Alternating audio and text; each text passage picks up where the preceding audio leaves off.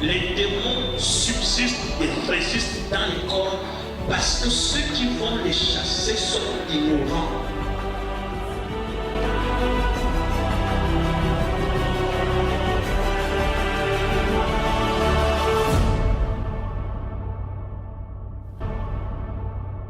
Tu ne peux pas m'éprouver, m'abriser et me laisser en pièces car l'aurore est là.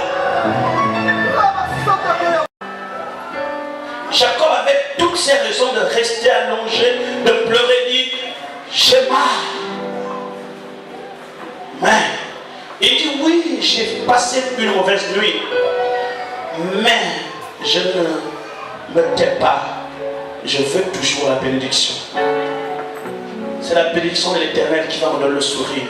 Toutes les injustices, les malentendus, les injures que vous avez connues, votre propre justification ne convaincra personne. Mais c'est la bénédiction de l'Éternel qui vous donnera raison. C'est ce que Dieu fera. Vous savez, malgré que Dieu l'avait béni, lorsque l'ange regarda Jacob, il vit en lui un obstacle. J'efface tout ce qui est rattaché avec ta famille dans ta vie. J'efface tout ce qui peut être obstacle à la bénédiction que Dieu a désiré donner dans ta vie. J'efface le passé dans ta vie. Malgré que tu as déjà été béni, que tu es sorti de la maison de ton père, que tu as commencé à marcher, mais Jacob te poursuit toujours. Tu ne manifesteras plus les œuvres de Jacob. Désormais, tu seras appelé Israël.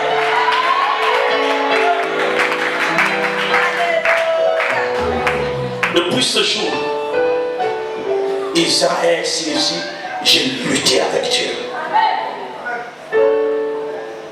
J'ai lutté. Et l'ange, dès qu'il bénit Jacob, je termine aujourd'hui pour vous dire, luttez avec Dieu. Et Dieu vous donnera un nom nouveau. Je suis là pour vous dire que votre grandeur est dans cette lutte. Je suis là pour vous dire, il n'y a personne qui veut servir Dieu en esprit et en vérité, mais qui ne puisse passer cette nuit-là. La nuit des géants,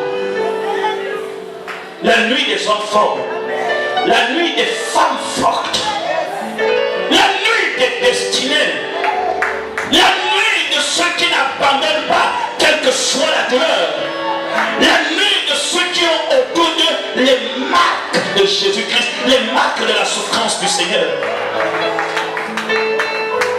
Il brisa sur sa hanche. Il emboîta sa hanche. Brisa ici. Jacob a commencé à boiter. Très bien. Vous servez Dieu.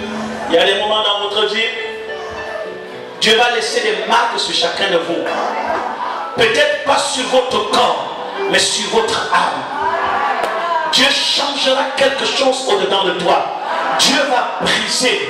Écoute, je termine à te dire, cette nuit même, pour certains, on peut penser que Dieu est notre ennemi à cause des temps durs que nous traversons, à cause de l'obscurité de la nuit que nous traversons, à cause du silence de Dieu. Le silence de Dieu n'est pas le rejet de Dieu. Tu as traversé ces temps. Tu as été rejeté. Tu as été mal jugé. Tu as été abandonné. Tu es resté seul. Tu es resté seul. Mais tu n'as pas pu lutter. Je dis cette nuit, il y a deux choses. Ou tu sors avec la bénédiction, ou ton histoire s'arrête là. Chacun de nous passe par là. Tu peux être ministre, tu peux être pauvre, tu peux être riche, passeras par là si tu as réellement accepté Jésus dans ta vie. Tu passeras par cette lune où les gens ne te comprendront pas, où personne ne te comprendra. Mais n'oublie pas que je t'ai dit, lutte jusqu'au matin. Lutte jusqu'au matin. Si tu voulais abandonner tes armes, ne les abandonne pas. Dieu voit tes larmes.